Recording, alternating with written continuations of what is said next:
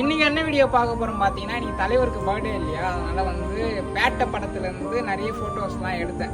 ஏதாவது ஒரு நல்ல ஃபோட்டோ அழகாக வந்து எடுத்து வரையணும்னு சொல்லிட்டு, அப்போ சசிகுமார் சாரும் ரஜினி சாரும் உட்காந்து பேசிகிட்டு இருப்பாங்கல்ல ஒரு இதுவில், அந்த ஃபோட்டோ வந்து அழகாக எடுத்திருக்கேன். இப்படி பார்க்குற மாதிரி ஒரு ஃபோட்டோ இருக்கும், அது பயங்கரமாக வெறித்தனமாக இருந்துச்சு. அந்த ஃபோட்டோ வந்து எடுத்து வரைஞ்சிருக்கேன்.